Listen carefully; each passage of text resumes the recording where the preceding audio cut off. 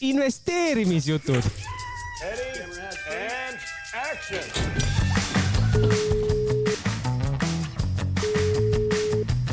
Halloo, Sõrs kuuleb. Tere tulemast kuulama kõige praktilisemat investeerimisalat podcasti Investeerimisjutud. Ja nagu ikka, täna stuudios Meelis Maasik ja kuna Tarmo ikka veel on puhkuselainel, siis kutsusin täna külla finantsturgude teemal arutama Jürgen Pikunovi Swedbanka Privaatpangandusest. Tervist, Jürgen! Tervist, Meelis! Ja tegelikult ka täna on ka kolmas külaline tulemas saatesse ja selleks on Ott Kristjan Ollissaar, kes siin poole pealt või saate lõpupoole just tuleb, räägib Balti aktsiate analüüsist ja ütleme Balti aktsiate ülevaatest ja turgudest. Aga Jürgen, lähme kohe turgude juurde, et infot on palju ja et saadet mitte liiga pikaks venitada, et siis vaatame korra, mis siin turgude juures toimus, et võib-olla ma teen väikse sissejuhatuse nii-öelda selleks nädalaks, et meil on algamas väga oluline nädala, et kuna selle nädalal on Fedi intressimäärade koosolek ja tundub, et pigem tuleb sellest koosolekust selle aasta viimane intressimäärade langetamine ja ütleme, kogu see järgmine aasta saab olema isegi veelgi huvitavam, kuna me, nagu me teame, et Powelli ametiaeg lõpeb seal järgmise aasta maikuus ja tema lahkumiseni on siis nii-öelda järgmine aasta 3 intressimäärade koosolekut, kus ta saab siis nii-öelda otsused teha. Ja turg hetkel prognoosib nagu järgmine aasta 2 intressimäärade langatust ja nii-öelda kui see Powell nüüd mais tagasi astub või ütleme ametiaeg lõpeb, et siis läheb nagu pilt päris uduseks, et kes see uus nagu inimene sinna tuleb ja mis on tema nii-öelda poliitilised nii-öelda rahaturgude vaated ja palju see on mõjutatud nii-öelda Trumpist, kes tahab suruda intressimäära võimalikult kiiresti madalaks. Aga vaadates korraks tagasi eelmisse nädalasse, siis turgude sentiment on nagu oluliselt paremaks läinud, et me näeme päris palju oli rohelist värvi turgudel ja usuge mitte, aga S&P on jälle tagasi oma tippudes, et ja Nasdaq on seal marginaalselt allpool, et näha on, et investoritel on selline riskiisu tagasi tulnud ja võib-olla kõige hulljulgemalt on rabatud selliseid small cap aktsiaid, näiteks USA's Russell 2000 indeks, nii-öelda, mis koosneb väikestest ettevõtetest ja mis siin korrektsiooni käigus tambiti kõige rohkem alla ka, 10% madalamale ja 2 nädalaga sööstis indeks nii-öelda tippudesse uuesti tagasi ja mis on nagu selles mõttes ülikõva comeback on kui sa vaatad Russell 2000 indeksit, et kui sa võrdled näiteks Nasdaqi või S&P-ga, siis Russell 2000 tegi alles nüüd eelmine nädal oma all-time high nii-öelda 2021 aasta tippudest jutti nagu ülespool, et Jürgen, kuidas sul täna tunne on, et kas nüüd ongi korrektsioon läbi, enam probleeme pole, et võiks nagu sükse rahalapatsi põhja suruda ja kihutada uude aastasse nagu täishooga välja? Kui vaadata seda, mis eelmine nädal või millised uudised välja tulid, siis on põhjust olla üpriski positiivne. No kindlasti leiab ka neid asju ka, kus võib nii-öelda kapoti alla vaadata siukseid asju olla, mis nagu hirmu võib nagu ka tekitada. Sõna hirm on võib-olla see, mida ma õigemini ei kasutaks, aga kindlasti millele tasub tähelepanu pöörata. Võib-olla siit kohalt saame tegelikult, mina siis ka võib-olla sõna võtta ka, mida ma eelmise nädala võib-olla uudistest nii-öelda välja noppisin ühtlasi ka, et ja mis omakorda hakkab ka mõjutama ka seda, kuidas siis käesolev nädal võib-olla ka siis välja kujuneb ka. Just, et kuidas sul tunne on, et Fedi intressimäärade poliitika osas, et kas jäävad samaks, langetatakse? Kui vaadates ka seda, kuidas turul olijad hindavad tõenäosust, siis on 87–90% tõenäoline, et tuleb rate cut ehk siis intressi alandamine. Ja seal on teatud põhjused ka, mis õigemini uudised, mis eelmine nädal siis välja tulid ka. Ma tooksin võib-olla esile siis nii-öelda jutumärkides kadunud tööjõuraporti, et eelmise nädala suurim oodatud uudis oli see, et seda uudist ei tulnudki ja mida ei tulnud, oli siis tööjõuraport ja miks ta ei tulnud, oli sellepärast, et valitsuse siis tööseisaku tõttu oli seisaku tõttu kannatanud ka tööstatistika büroo ja nad nentisid seda, et neil ei ole neid andmeid kokku kogutud, milline see siis tööjõud saab siis olema ja nad lükkasid selle siis 16. detsembrisse ja miks on see uudis tähtis, on sellepärast, et nüüd 9. ja 10. detsember saab veed kokku ja mingis mõttes peab pimesi lennates tegema ka nüüd intressimäära otsuse. Positiivselt küljelt tuli välja ka septembrikuu inflatsiooni näitajad eelmine nädal ja üldindeks oli 2,9 ja 2,8 oli baasinflatsioon, mis viitab ühtlasi ka sellele, et inflatsioon on kontrolli all. Ehk siis võttes neid arvesse, ongi ka turg hinnastanud, et on tõenäoline, et ikkagi see intressmäära langetus tuleb, kuna inflatsioon ei ole probleemiks. Inflatsioon ei ole probleemiks ühtlasi ka, aga tööjõu suhtes ka, et oleks alati ettevaatlikud, ei taheta kuidagi ütleme nii, et uinutada siis majandust ikkagi, et oleks alati valmis nagu toeks olema ka ja ühelt küljelt ka, et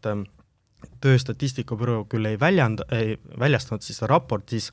ADP erasektori tööhõive raport tuli välja, mis on siis statistika siis keskus, kui me eksi, siis erasektorit mõõdavad ja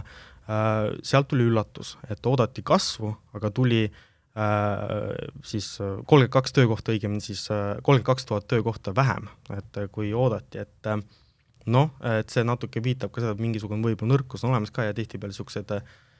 poliitilise otsuseid tehes siis monetaarpoliitikas siis tööjõudu tahetakse siis olla toeks ja jah, loomulikult, eks see tööjõuturg on kõige peamine näitaja, et mille järgi seda intressimäära poliitikat siis juhitakse, aga tõesti, et eks siin turgudel on nagu tohutult müra on ju ja tegelikult see selline meediamüra panebki investorid närvilisemalt tegutsema turgudel ja kui siin nagu pikalt on räägitud sellest AI mullist on ju, kus me täna oleme nende datacentrite mullis, siis mulle tundub, et eelmine nädal kogu see teema on natuke pöördunud, et kuna turud on ka nagu nii kiiresti taastunud, et siis juba hakatakse rääkima mitte enam AI mullist või et see väike korrektsioon, mis oli nii-öelda air pocket, et siuke väike õhumull, mis korraks nagu jalgal lõhkes ja ajas nagu investorid üsna paanikasse ja selline S&P müüdi on ju 5% madalamale, Nasdaq 8% madalamale, small cap kukkus 10%, ARK seal kukkus isegi 20%. Ja konkreetselt datacentrite aktsiad, mis on nagu kõige kuumem sektor, see võib öelda, et korraks isegi kollapsis või siuke täielik evaluation reset tehti ära ja nüüd, kui see reset on nagu tehtud, et siis natuke on nagu tujud paremaks läinud,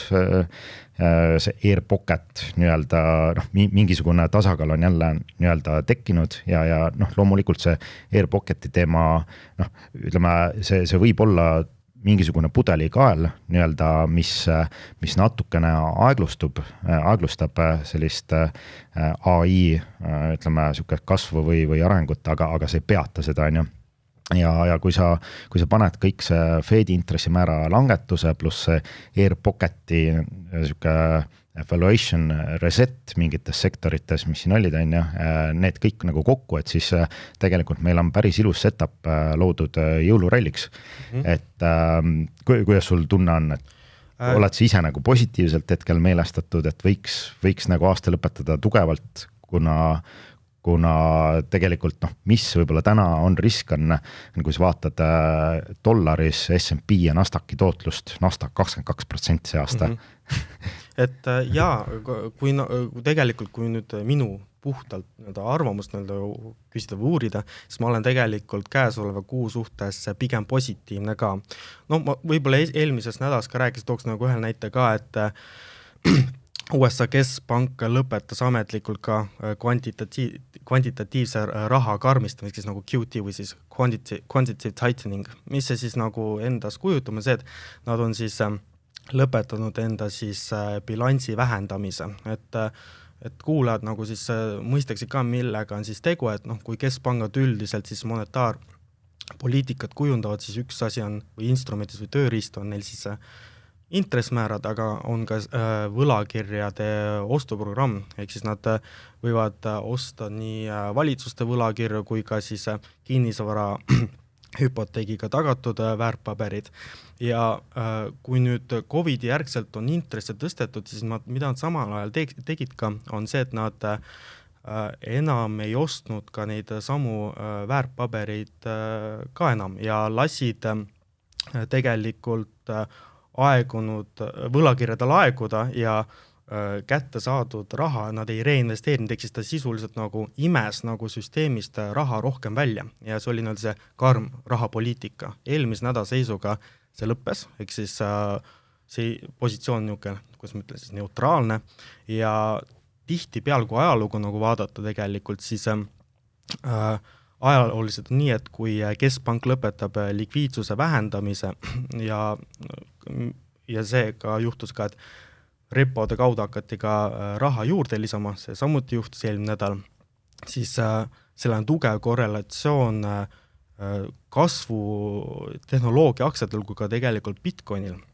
Ehk siis see võib olla ka üks peamised põhjus ka, miks Bitcoin on siin $90,000 tasemt ka päris hästi hoidnud ka, noh, mis tulevik toob Bitcoini suhteliselt näis, aga üks peamised põhjus ka, miks tehnoloogia aktsiad on ka kosunud, on siis, ma arvan, üks nendest põhjustest, nii et tegelikult hea niisugune setup on olemas küll, et detsember võiks niisugune bullish olla. Ja ütleme, piisab järgmine aasta, et kui ka intressimäärad liiguvad sinna veelgi easingu poole nii-öelda, et kus hakkabki nii-öelda me liigume nii-öelda neutraalsest juba lõdvendamise poole, et see võiks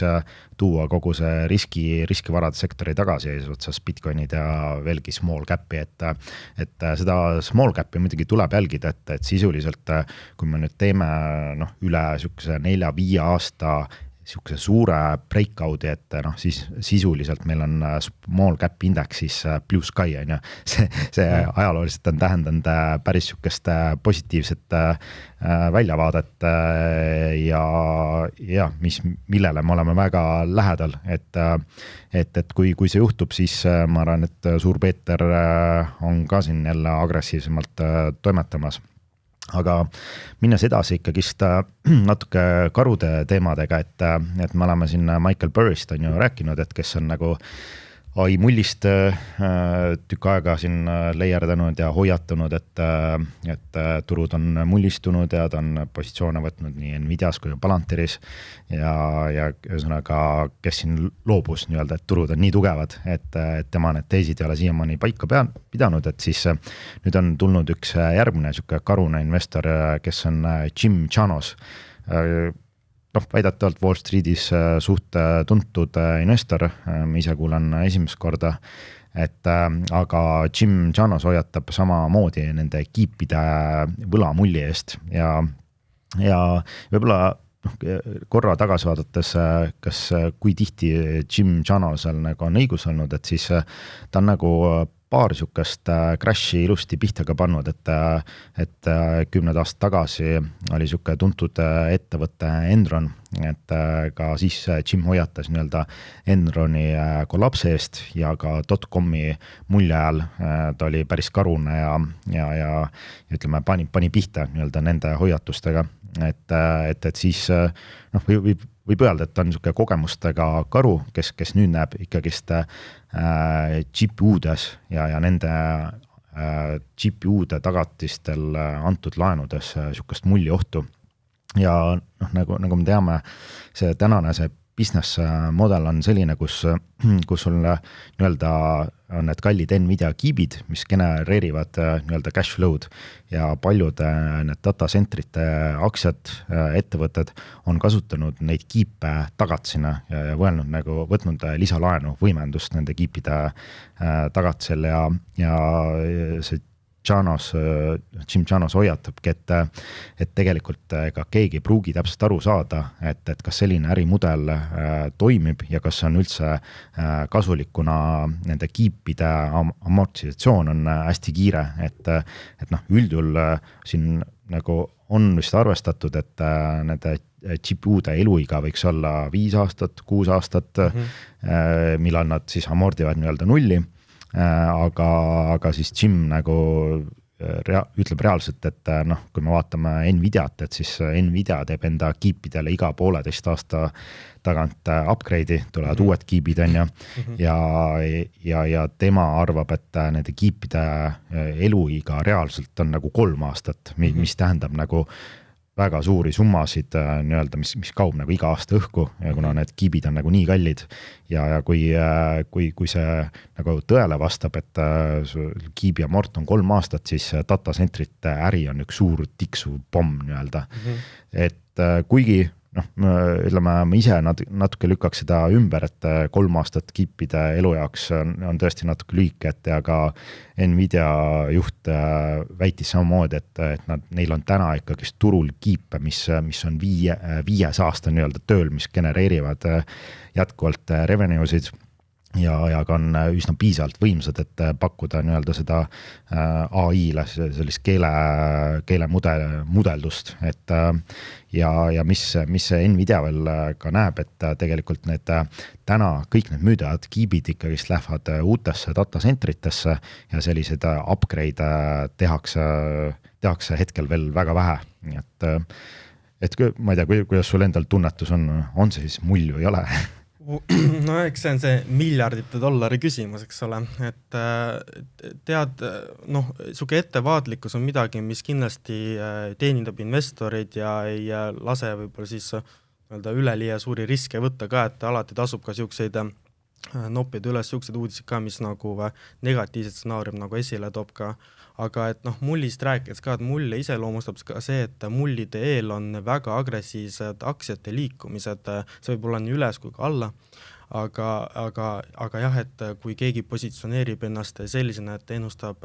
mulli nende lõhkemist või siis nagu õige pea siis nagu languse teket, siis noh, peab olema valmis, et see võtab aega. Ja neil võib ollagi õigus, aga see õigus realiseerub ka aasta tagant, nii nagu Burrell tegelikult oli, et selle finantskriisiga on ja ka see Jim Chanos, et tõenäoliselt tal mingil hetkel on õigus, aga see ei tähenda seda, et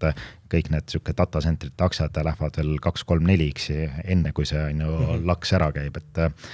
et aga noh, loomulikult tasub alati nagu kuulata nii pullide kui ka karude argumente ja siis teha enda järeldused ja noh, loomulikult kokkuvõttes kõige olulisem asi on sul endal portfelli risk management, on ju, et aga siit edasi minnes, et vaataks natuke siuke geopoliitilise aspekti poole, et eelmine nädal oli päris huvitavaid uudiseid täis, on ju, et kõigepealt USA esindajad käisid Moskvas Putiniga kohtimus, noh, loomulikult selle mingisugust diili ei suudetud välja võluda ja noh, nagu arugi saada, ega venelastega ei saagi, ma arvan, mingit diili teha, et neid siukseid vaherahu rikkumisi on ajaloolist liiga palju venelastega olnud, et aga noh, kahjuks Trump ja tema meeskond, no mulle tundub lihtsalt on nii rumalad, et nad ei ole sellest nagu aru saanud ja juba enne seda Moskvasse minekut noh, oli näha, et seal lekkisid välja siuksed imelikud vestlused USA esindaja Steve Witkoff ja Vene esindajate vahel ja tõesti noh, vaadates neid kõnede logi, et millest seal nagu räägiti, siis tõesti tundub, et see Witkoff on siuke noh, pigem ta esitab rohkem Venemaa huve kui USA või lääne huve ja noh, tuleb välja, et see Witkoff tegelikult on ka kaugelt kuskilt Vene taustaga, et jah, mis on nagu tekitab väga, väga suuri küsimusi, et kelle poolt vist on. Ja noh, mida aina enam ma näen, siis mulle tundub, et selle nii-öelda USA rahuplaani nime all üritab USA hoopis teha mingi äridiile venelastega ja siin käis uudis läbi ka, et siin on juba kuid ja kuid venelased käinud USA's Miami's on ju ja pidanud salajasi läbirääkimisi, et kuidas siis peale rahu sõlmimist hakata Venemaal nii-öelda maavarade businessit ajama, et jah, päris huvitav, et ja noh, tänu sellele nagu ongi Trump nagu nii agressiivne, et surutakse Ukrainale nii-öelda mingi kapituleerimise diili, et noh, tingimusteta alistumist, aga noh, ma ei tea, mulle endale tundub, et noh, see on nagu sihuke üsna mõttetu tegevus, et vaadates, ega see Ukraina seis ei ole ka nii halb ja Ukraina selja taga on ikkagist Euroopa, kes on aina muutuvas tugevamaks, et ja ma arvan, et see Ukraina kapituleerimine kahjuks ei õnnestu ja just enne saatesse tulekut ma nägin ka, et ikkagist Zelenski lükkas nii-öelda selle USA ja Venemaa diili nii-öelda tagasi, et ei saada kokkuleppele Donbassi osas, on ju, et jah, ja minust üldse USA võiks aru saada, et noh, Venemaa ajalooliselt on alati USA vaenlane olnud ja kui sa vaatad täna, on ju see Venezuela case, et kus venelased nii-öelda seisavad Venezuela kõrval, on ju, ja on valmis nagu neile ka relvi andma, et USA on nagu sellises väga imelikus positsioonis, et kohati üritatakse venelastega diili teha, aga see venelane on valmis kohe nagu noa sulle selga lööma, et esimesel võimalusel, et ja noh, loomulikult sa võid vaadata ka teisi näited, et noh, me kõik teame, et Venemaa ekspresident Medvedev, noh, milline on tema retoorika, on ju, ta siin üle nädala ähvardab NATO-t ja noh, Euroopa riik, et hävitada ja mingi tuumarelvaga on sinna vehkinud nagu ennem ajalooliselt ja noh, ma ei oska öelda, et võib-olla ta sõnu ei tasu nagu liiga tõsiselt võtta, et tal on ju probleemid alkoholiga ja minest teab, millist deliirumist ta võib parasjagu olla, et ta kirjutab selliseid jah, sellised agressiivseid klähvimise retoorika tekste, et jah, päris siuke põnev, et poliitika mandril, aga kui me juba Venemaast räägime, et siis väga inetu nädal oli jällegi venelastele, et me vist oleme viimased 6 aega Venemaast päris palju rääkinud, aga eelmine nädal me rääkisime, et kuidas Venemaa raudteel on keerulised ajad, et ettevõttel on tekkinud päris suured laenukohustused, $50 miljardit on ju võlga ja vaadates, kui kõrge on Venemaa intressimäär, on ju, see on seal 16% hetkel, siis selle $50 miljardi pealt sa maksad nagu 7 miljardit aastas intresse nii-öelda ja noh, kui sa vaatad, et on ju, et kaubavahetuse äritegevus on noh, oluliselt nagu vähenenud Venemaal, et siis see ettevõte on väga keerulises seisus ja siin eelmine nädal nüüd tuli ilmseks veelgi nagu probleeme, mis viitavad Vene majanduse kohutavale seisule, siis andsid venelased kusjuures ametlikult teada, et nad panevad nii-öelda cancel'isse Põhja-Siberi raudteevõrgu arendamise plaani ja see Põhja-Siberi raudteevõrk pidigi olema nüüd see ühendus, mis hakkab nagu Hiina ja Venemaa vahel sükeseks noh, peamiseks kaubalüliks olema. Aga jah, et see on siis nii-öelda tühistatud praegu ja põhjus nagu ikka on ju, see rahaline põhjus on ju,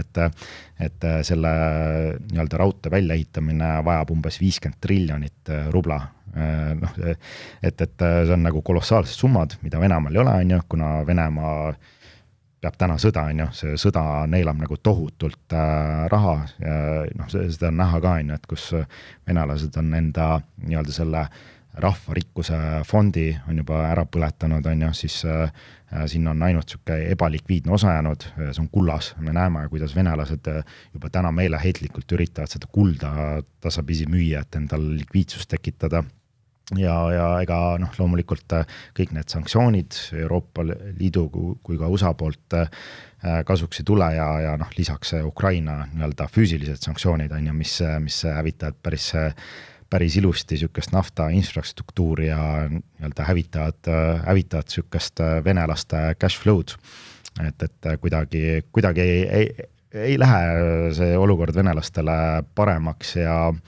mulle jäi silma ka, et Euroopa on lõpuks jõudnud nagu kokkuleppele, et alates siis 2027 aasta jaanuarist siis keelatakse Euroopa Liidus osta venelaste LNG-d ehk siis seda vedelgaasi ja ka nii-öelda torugaasi lepingud siis lõpetatakse ära, nii et venelastel jällegi see silmus nagu tõmbub kaela ümber veelgi nagu koomale ja mis muidugi varem või hiljem hakkab väljenduma pankades ja sinna just eelmine nädal Credit Bank of Moscow andis teada, et neil on nii-öelda keerulised ajad ja see Credit Bank of Moscow on üsna suur pank nagu Venemaal, ta on varade mahu poolest nagu kuues suurune pank nagu Venemaal üldse ja seal on siis laenuportfellist 12% on nii-öelda halvaks läinud laenud ja võib-olla palju see 12% ütleb, et kui panna nagu konteksti, siis tegelikult panganduses ütleme 3-5% hapuks läinud laene on tegelikult juba kolossaalne ehk siis kollaps sisuliselt ja kui vaadata näiteks minna tagasi sinna suurde finantskriisi on ju, siis USAs läksid paljud pangad nagu ümber, kui seal oli nii-öelda overdue laenud oli 3%, et siis Credit Bank of Moscow'l on need 12% ja tegelikult siin nagu räägitakse ka, et see ei ole nagu ainuke pank on ju, et kellel on sellised halvaks läinud laenude portfell, et siin jutud käivad ka Sberbankist ja VTB-st, kellel on seal 5-6% kandis halvaks läinud laen, et kohati vaadates kogu seda Venemaa nii-öelda pangandussektorit, et tõesti seal on, kui sa tõmbad neid kaarte sealt välja, sul on nagu ainult mustad notsid tulevad, et jääbki nagu mulje, et kaua selline majandus suudab nagu eksisteerida, et ilmselt me näeme see talv veel nagu päris huvitavaid uudiseid just pangandussektoris, mis seal nagu Venemaal toimub. Et Venemaalt läheb nii palju huvitavaid uudiseid, et nendest võikski nagu pikemalt rääkima jääda, aga ma ei tea, võib-olla, ühe uudise võtan Venemaa kohta veel, et me sellest oleme rääkinud ka, et sinna Lukoil ja Rosnefti sanktsioneeriti on ju, ja nüüd Rumeenia jõudis kokkuleppele või valitsus võttis vastu otsuse, et siis just Lukoililt võetakse käest ära Rumeenias asuvad 320 Lukoili tanklat, ja lisaks veel nii-öelda riigistatakse rafineerimisjaan ja lisaks veel võetakse ära Musta mere nafta puurimise litsentsid, nii et venelastele tõesti siuke väga ebameeldiv nädal, ma ütleks, et palju uudiseid ja palju siuksi uusi mõrasid klaasis, et jah, väga põnev. Aga lähme siit edasi aktsiate juurde, et jäi sul äkki eelmisest nädalast silma siuksed põnevad liikumised, mida tasuks siin ära mainida? Jaa, jäi küll, et ma tooksin täitsa kaks võimalikku tegelikult suurtehingut välja. Et minu silmis kõige suurem võib-olla selline aktsia nagu uudis seostus eelmine nädal Netflixiga. Et tuli välja uudis, et Netflix nõustus omandama Warner Bros. Discovery tehingus, mille väärtuseks hinnatakse ligikaudu $83 miljardit. Ja miks on see oluline siis? Pikas perspektiivis on sellepärast, et see on tööstus raputav konsolideerumine, mis ühendab streaming kuningat Netflixi siis ühe ajaloo sügavaima siis sisu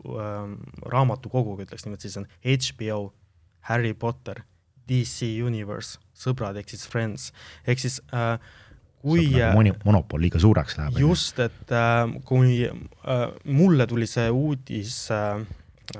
väga suure üllatusena, et nii kaugel on asjad edasi liikunud ka, näiteks tundub ka, et aktsiaturgul samuti, Wall Street oli ka samuti üllatunud sellest, et kui siis VPD ehk siis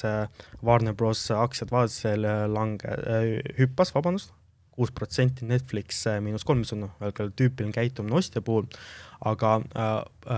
Paramount kukkus circa -10%, kuna nad jäeti tehingus kõrvale, sest ka nemad olid teinud pakkumise VPD-le. Ehk siis on see tegemist väga suure tehingu, kui ma midagi vihjeks kuulajatele ütleks, siis jälgige siis regulatiivset kontrolli, ehk siis sellise suurusega ühinemine seisab silmsi tiheda monopoli vastase kontrolliga, mis tähendab, et tehingu lõpul viimine pole kaugeltki veel garanteerida, ehk siis vaatame, kuidas see siis kujuneb. Jah, vaadates sinna Netflixi aktsiat, siis Netflixi aktsial, ütleme, investorid ei ole seda uudist väga hästi vastu võtnud, et on nii-öelda müügilaine alla sattunud ja ka korra ma ise kuskilt pealkirja nägin, et ka Trump vist ei ole väga heast tujus selle tehingu peale, et võib-olla see läheb läbi, aga eks siis ole näha. Aga mis mulle silma jäi võib-olla natuke kautad või punase värvi poolest, siis meie staaraktsia Ireen ehk siis datacentrite ettevõtte eelmine nädal kukkus ühel päeval 15%. Et päris kole päev oli ja eelnevalt andis just ettevõtte teada, et nad tõstavad $2 miljardit lisaraha läbi konverteeritate võlakirjadega, aga nad tegid nagu seda päris kavalalt, et mis selle aktsia taga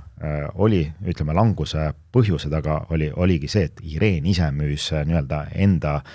aktsiaid turgu ja nii-öelda turg ja nad müüsid $1,6 miljardi eest ja nad kasutasid selleks tõesti turul regulaarsel treidimise ajal sükes 2-3 tunnist akent, kus pandi orderid peale, väga agressiivsed müügid ja ütleme, see turg absorbeerus küll selle $1,6 miljardit nii-öelda ära, aga selle ise 15% langusega. Et ju siis oli nii-öelda läbi räägitud, ütleme, mingisuguse finantsettevõtte brokeritega ja tõenäoliselt siis võib-olla nii on nagu kõige parem praktika, et mitte müüa seda $1,6 miljardit mingi mitu nädalat, mis paneks nagu selle aktsiale sükse pikemaajalise nagu müügisurve peale, nad tegid selle ühe päevaga, et kiire nagu süke hergat ja korras, et see annab neile nagu lisaraha, millega siis nad nii-öelda ostavad vanemad konverteeritavad võlakirjad välja ja nii-öelda väljastavad siis uued konverteeritud võlakirjad, mis on nagu nii-öelda kõrgema konverteeritav hinnaga ja madalama intressiga, et selles mõttes, et tegelikult Ireeni aktsionäridele see oli päris hea diil, et küll jah, natuke supp lahenes, aga nii-öelda see dilution investorite jaoks tekkis nagu paremate tingimustega. Siis MicroStrategy, eelmine kord rääkisime ka, et on korralikult siin pihta saanud, et aktsia on tippudes 60% kukkunud päris kiire ajaga ja kui vahepeal Strategy nii-öelda uue nimega oli nagu 3 korda ülehinnatud nii-öelda see NAV, et neil oli nii-öelda aktsia turuväärtus oli 3 korda kõrgem kui nende Bitcoini positsioon, et siis täna on juhtunud niimoodi, et MicroStrategy aktsia turuväärtus on nii-öelda 53 miljardit ja neil on Bitcoini on juba 60 miljardit nii-öelda bilansis, et kui sa täna MicroStrategy't nagu ostad, siis sa saad nagu Bitcoini discountiga osta. Et MNAV on siis alla 1. Ja see on isegi paremaks veel läinud, sest Bitcoin on siin nädalavahetusega paar tuhat nagu tõusnud, ja ütleme, ettevõttel ilmselt on nagu ütleme, üsna suur risk, aga Saylor nii-öelda tekitas ka ettevõttele 1,4 miljardit nii-öelda cashi, et kuna nad on nii-öelda laenurahaga ostnud Bitcoine, millele nad peavad nagu intresse maksma, siis nüüd neil sellest cashist sularahast jätkub intressi teenindamiseks 2 aastat sisuliselt. Et see on nagu võib-olla siin peaks nagu riski maha tõmbama, et ainuke risk nagu täna võib-olla ongi see Bitcoini liikumine, et ütleks, et MicroStrategy'l on, ütleme, aktsiahind kaupleb väga atraktiivsel levelil, aga kui Bitcoin ära kukub, siis see läheb odavamaks, kui Bitcoin ikkagist taastub, siis on päris siuke magus koht, et kus nii-öelda MicroStrategy't osta alla nii-öelda navi, et panustada Bitcoini tõusule. Jäi sul veel midagi? Jaa, sa eelnevalt mainisid ka datacenterit teemat, siis tegelikult AI maailmas Nvidia siis investeeris $2 miljardit ettevõttesse Synopsys ja miks on see tähtis uudis, mida välja tuua, on sellepärast, et siin varasematel nädalatel on tulnud uudised ka see, et Google on massiliselt investeerimas siis kiipidesse ja see uudis on, miks ma tahtsin selle välja tuua, on sellepärast ka, et Synopsist, kus ma ütlen, kirjeldades kui siukse kiibidisaini tarkvara liidrina ja see on kindlasti midagi, mis võib nii-öelda siis Nvidia konkurentsieelist ehk siis moat tõsta oluliselt, et eks näis, tundub, et investeeringud endiselt jätkuvad, kuhugi ei ole midagi nagu seisma jäänud, et jälgime kõrvalt. Ja loomulikult, et mis mul võib-olla üks huvitav uudiseid Meta kohta silma, et siin eelmine kord rääkisime ka, et siin üks kuulaja küsis, et päris korralikult on Meta tippudest kukkunud, seal sügavam punkt oli siin 25% isegi, et siis see nädal, ütleme, see eelmine nädal tuli päris positiivne uudis, et kus Zuckerberg andis teada, et nad on hakanud enda nii-öelda sellise metaversumi kulusid tasapisi vähendama ja neil on plaanis nii-öelda 30% isegi neid kulusid vähendada. Ja miks see on nagu oluline, on see, et alates 2021 aastast Meta on investeerinud 70 miljardit sinna metaversumisse ja see ei ole nagu nii hästi tööle läinud, kui see Zuckerberg seal lootis. Ja nüüd on nagu karm reaalsus kohale jõudnud ja nii-öelda pööratakse ikkagist rõhku tulevikus rohkem sinna AI mudelitele ehk nende datacentrite arendamise investeeringute poole ja lisaks Meta töötab välja enda sükest smart glass või tarkade prillide kontseptsiooni. Et see nagu turule meeldis, et tõmmatakse need investeeringute kulusid kokku ja see pani nagu aktsia tõusma ka, et jah, võib-olla tõesti oli siin päris hea ostukoht, et pigem võib-olla kindlust lisab see, et tasuks ära oodata, kui Meta on jälle üle võib-olla pikaajaliste libised keskmise tõusnud, et siis lisab nagu kindlust, et ettevõtet lisada oma portfelli. Aga võib-olla üks siuke väga volatiilne aktsia jällegi silma, et eelmine kord oli ka jutt oli Symbiotic, et Walmarti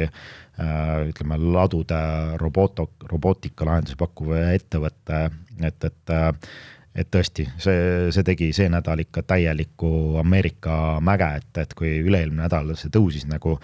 päevadega siin 60%, siis see nädal alustati kohe -20% langusega, lisati veel 15% juurde, siis vahepeal põrgati ja ühesõnaga lõpetati 30% see nädal allpool, et ja ütleme, aktsia on jälle tagasi seal, kus ta enne seda 60% tõusu oli. Et arusaamatu volatiilsus, et aga mis sa teed, turg on selline, et väga raske kohati sellistes väga volatiilsetes aktsiates nagu sees olla, et kas sa pead olema niisuguse piisavalt väikse positsiooniga või siis öösel ei saa üldse magada. Aga vaatan, et vahepeal on siin Ott jõudnud stuudiosse, et enne kui Otile anname mikrofonis korra, vaatame üle, mis Suur-Peeter enda portfelliga eelmine nädal tegi. Et nagu ma ütlesin, et turg on pööranud olulisemalt paremaks ja see lisab ka natuke niisugust kindlust, et võtta testpositsioone ja me tegime päris palju tehinguid, selliseid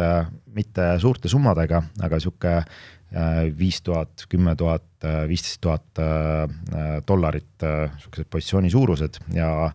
me kasutasime ära Ireeni sihukest sell-offi, et kus 15% päevaga kukkus, et me võtsime hästi ettevaatlikult 5,000 kaupa võtsime juurde seal hinnaga 41 pealt, et kuna Ireen, ma ütleks, on kuidagi nende datacentritest kuidagi nõrk, et siis me rohkem ei julgenud lisada, et aga see ongi meie sihuke strateegia, et me lisame väikeste summadega ja üle 2, 3, 4 kuu, et ehitame selle positsiooni üles, et pikaajaliselt ma arvan, et seal on oodata küll selliseid häid lepinguid ja kasvu. Lisaks me võtsime TAV-i, blockchain ETF-i, ka seal ehitame seda positsiooni üles 5,000 lisasime, siis me võtsime Axtit, haruldaste muldmetallide ettevõtet seal $5,000 eest juurde 12 pealt.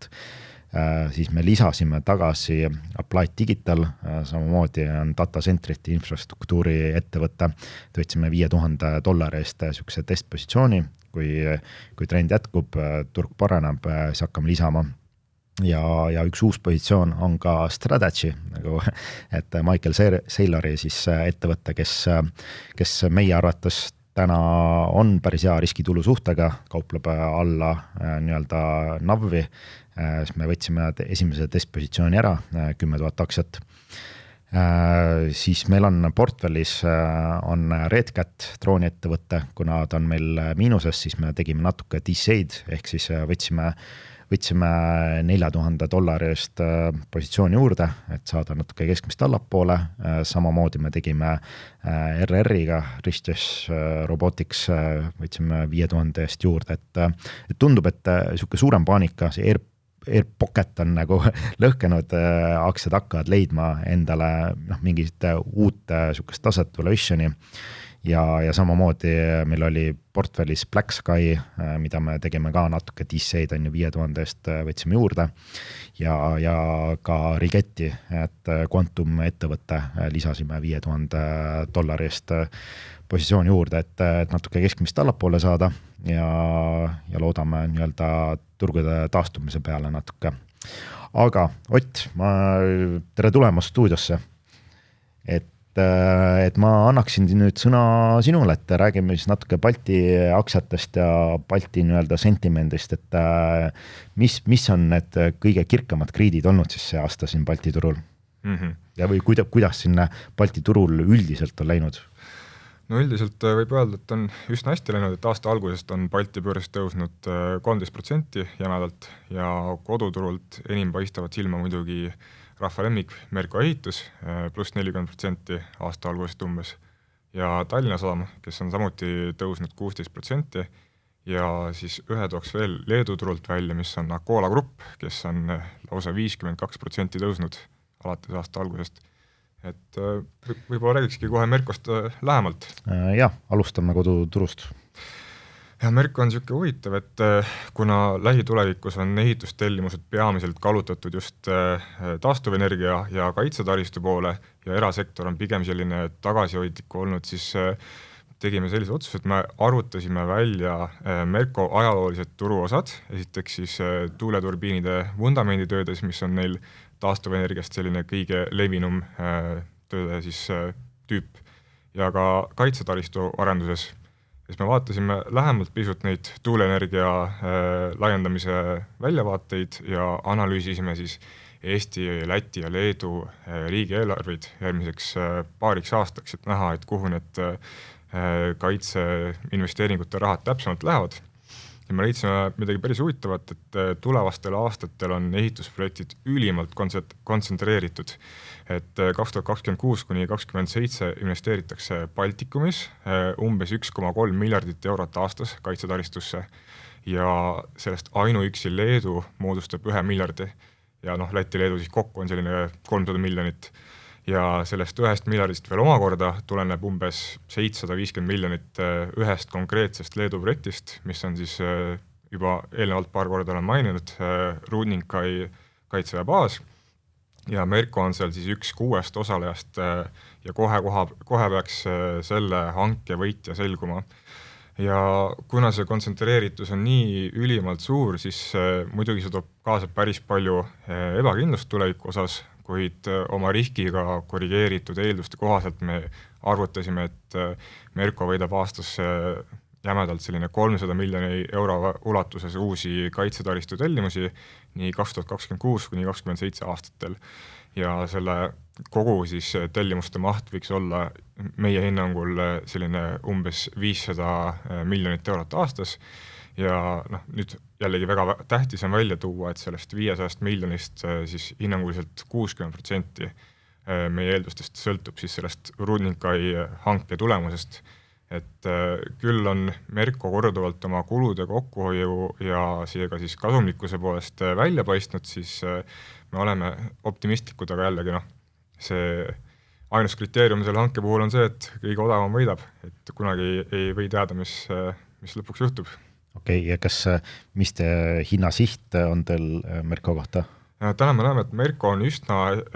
õiglaselt hinnastatud, et meie hinnasiht on 29,5 eurot ja neutraalne soovitus, et me olemegi peamiselt siis äraootaval seisukohal selle Rudnikai osas. Okei, päris huvitav. Et tundub nagu niisugune makro taganttuul on siiski päris tugev tegelikult. Et... Just ja eriti just kaitsetaristu tellimuste vaatest. Okei, võtame järgmise, mis sul seal listis oli? No, võtame siis kohe koduturu teise tõuse, mis on Tallinna Sadam ja seal me leidsime, et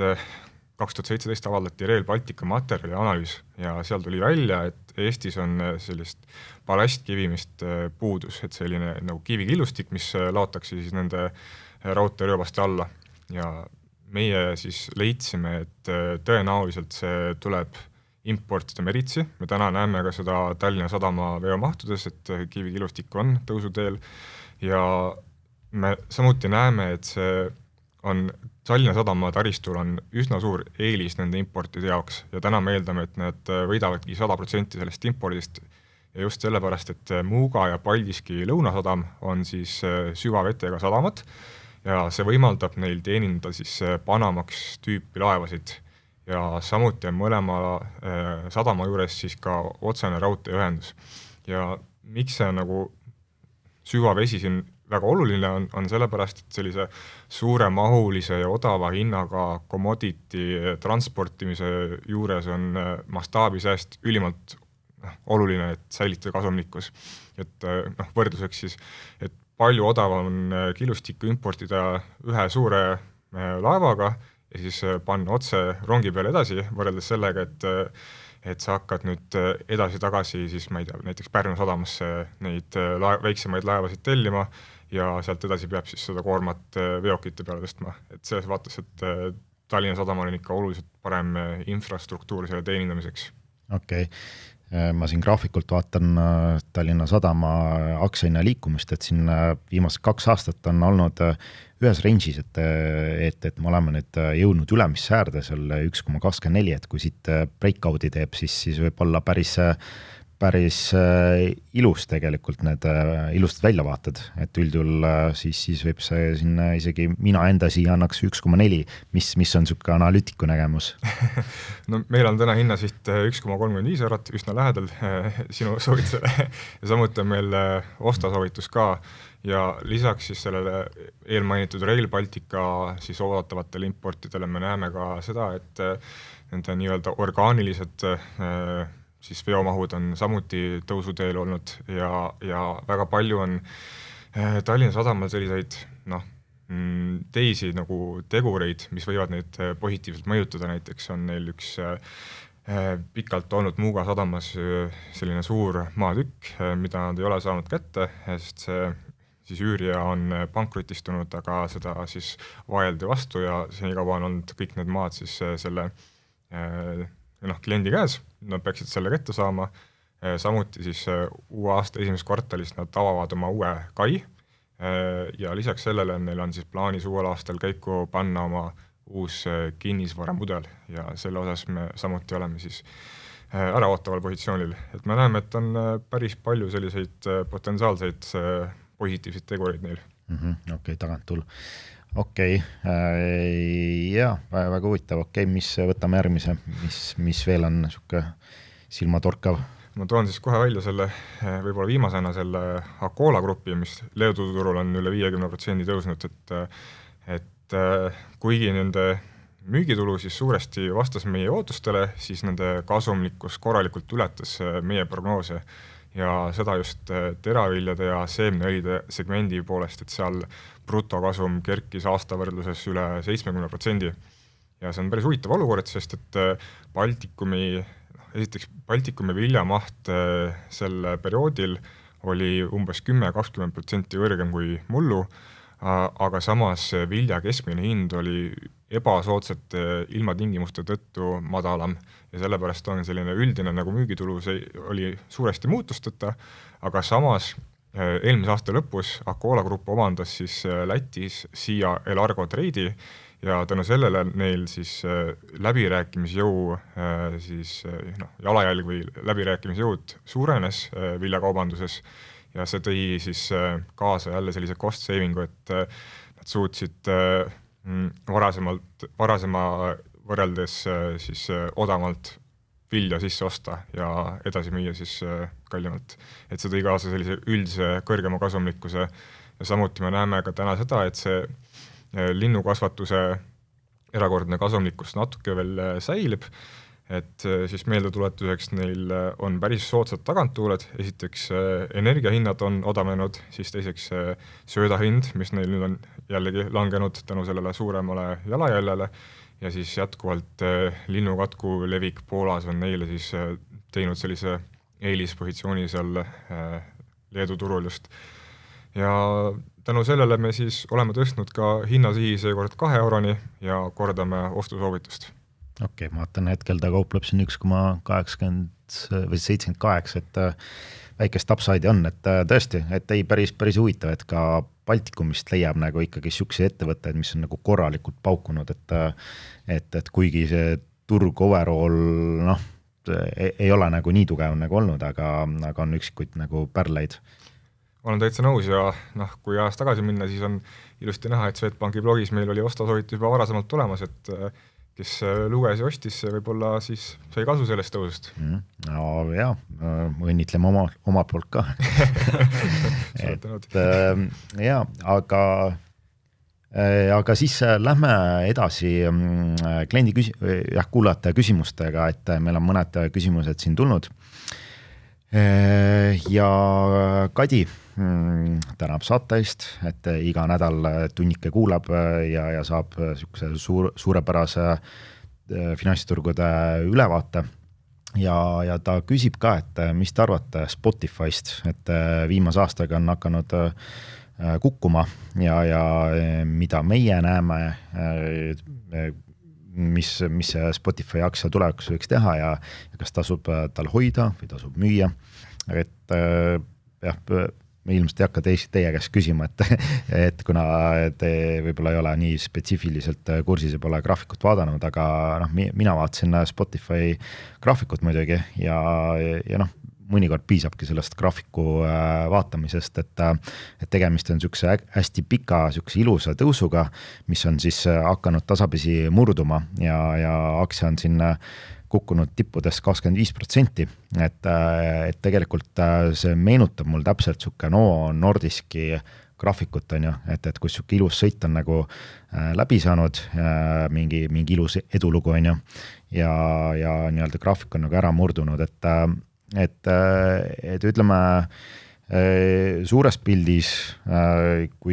kui selline hästi pikk sõit on mitu aastat nagu kasvu ja ikkagist meeletu nagu tootlusaksel ja kui see ükskord nii-öelda see graafik ära murdub, siis tegelikult see on väga ohtlik olukord, et kui ettevõte nii-öelda ei suuda enda pikaajaliste libisete peale uuesti tagasi murda, siis tegelikult me oleme sellises olukorras, kus sellised eelmised liidrid, nii-öelda sektori liidrid ajalooliselt väga tihti nad kukuvad isegi tippudes 70%. Et ütleme, signaalid karjuvad nii-öelda exit või vaata enda risk management üle, et kui ütleme, ettevõte uuesti kukub uutele madalamatele tasemetele, siis kas vähenda riski või pane ikkagi mingisugune psühholoogiline tase, et kui ta sinna kukub, et siis müü ära. Et mul nagu tundub suures pildis, see on nagu mingi selline situatsioon, et kus sa oled suurel peol on ja nii-öelda pidu on läbi saanud, rahvas tegelikult on hakanud peolt nagu lahkuma, et sa oled seal nii-öelda lava ees ja ootad seda viimast lugu, et plaksutad ja hüüad nagu artisti tagasi, aga kahjuks artist on juba lennujaama poole teel ja võib juhtuda nii, et kui sa liiga kaua ootad, siis jääd ainult mingi väikse grupi investoritega nii-öelda neid kotihoidjateks nii-öelda ja vaatad, kuidas see aktsia nagu allapoole sõidab, et jah, siinkohal jällegi risk management, et ära armu aktsiasse. Siis Andre küsib ka, et kõigepealt tänab samamoodi saate eest, et väga head saadet ja see on ka teda motiveerinud rohkem investeeringutega tegelema. Ja ta küsib ka, et mis on meie tunnetus või arvamus nii-öelda Euroopa sõjatööstuse kohta ja mis on mõtted Rheinmetalli aktsia osas. Vaadates samamoodi Rheinmetalli aktsiat on ju, et tippudest on 30% allpool. Et ütleme, suures pildis sõjatööstusel peaks siis olema tagant tuul. Ma vaatasin, mis ettevõtte ise nagu prognoosib järgmiseks 5 aastaks, siis tõesti märkimisväärset kasvu. Et kui täna Rheinmetallil on kuskil 10 miljardit revenue'st aastas, et siis ettevõte ise näeb, et siin 2030 aastaks neil võiks olla 50 miljardit revenue'sid. See on nagu tõsine nagu makro tagantult, aga vaadates on ju, et aktsia on tippudes 30%, et kukkunud, et siis see teeb natuke ütleme riskantseks selle olukorra, et see natuke nagu viitab nagu sarnasele seisule, nagu oli Novo Nordisk või see Spotify, et kus aktsia on nii-öelda endas ära hakanud kaotama ja ma pigem kutsuks ka võib-olla enda sükest riski üle vaatama, et kui ettevõtte aktsia kukub, ütleme, sealt alla 1400 euro piiri, see tähendab seda, et ta teeb uued lõud, nii-öelda, et siis see on väga nagu ohtlik märk ja see ilmselt viitab languse jätkumisele, nii et nagu inglise keeles öeldakse, you know, nothing good happens with the stock price when it's trading below 150 päeva libisejat, et aktsia täna on pikaajaliste libisejate allpool, et see ei ole nagu hea märk, et jah, risk management, vähenda positsiooni, kui aktsia suudab nii-öelda ikkagist mingi uudise peale ülespoole neid pikaajalisi libisevaid murda, siis on jälle roheline tuli, et lihtsalt jälgi seda, et ma ei tea, on teie poolt võib-olla mingisuguseid mõtteid lisada sõjatööstuse kohta? No sõjatööstuse kohta vist nagu tervikuna mitte, aga lihtsalt nagu ka kogemus minu pool ütleb seda, et kui aktsia, kui ma eksi, oli Rheinmetall vist 20x seal madal punktis vist, kus sealt nagu, et minna sealt nagu edasi otsima kasvu, selles suhtes, et turg ise ka nüüd, vabandust väljenduse pärast, aga loll ei ole, et oskab ka ette hinnastada juba ka asju. Et selles suhtes, et mis tundub, ma ise olen veennud, et suur nii-öelda võidukäik on seal juba nagu läbi käinud, küsimus on, mis saab tulevikus edasi ja selliseid kiireid kasvu, kui sealt tuleb kindlasti nagu võib-olla ei tasu nagu oodata, kui nüüd midagi kuskilt ei eskaleeru kuidagi pidi, aga jah, et ma ise väldin selliseid suuri tõusid sealt hakata ostma, et see ütleme, rong on natukene. Ütleme see hetkel natuke ujud nagu vastuvoolu, et hetkel see trend on natuke sinu vastu, samas kui siit ikkagist suudetakse mingit tugevust leida võib-olla koos turuga, et siis on võib-olla natuke rohkem kindlus seal sees olla, aga ütleme, see Rheinmetalli aktsia ongi üsna keeruline aktsia, ma ütleks, et ta teeb nagu hästi kiire tõusu, ajalooliselt, siis ta on nagu pool aastat, aasta aega nagu vireleb, kukub seal 20-30% ja siis käib uus pauk, on ju, teeb uued all-time high'd ja teeb väga kiiresti 70-80%, et ja pigem võib-olla ma julgeks osta siis, kui ta on murmas uutele all-time high'dele, et siuke kindlusega, et siis tuleb nii-öelda see pivot või siuke momentum sinna taha, aga jah, ma loodan, et said enda vastuse, et mis on meie arvamused, aga tead, meil on juba saade päris pikaks läinud, et tõmbame siinkohal saatega otsa kokku ja täname siis Jürgen Pikunov ja Ott Kristjani, kes tulid saatesse ja järgmine saade siis on järgmine esmaspäev ja siis meil on uued külalised ja ka Tarmo on tagasi ja siis ka järgmine esmaspäev ongi selle aasta viimane saade investeerimisjuttudel. Aga jah, kuulmiseni ja tänud tulemast. Aitäh, et kutsusid. Aitäh, järgmise korrani. Hallo. Juhu! Kuule, siia lõppu tahtsin veel sulle öelda, et finantsteenust pakub Swedbank AS tutvu tingimustega ja pea nõu. Esitatud teave on informatiivne, tegemist ei ole investeerimissoovitusega ega kutsega osta või müüa väärtpabereid või teha muid tehinguid. Teave emitentide tegevuse kohta tugineb nende finantsaruannetel ja muudel avalikel allikatel. Cool. Aga mis see evidentide on? Ei teagi niimoodi vahe praegu öelda. Ma ei tea. No see, pane ära nüüd. Pane ära toru. Näe. Ciao. Ciao.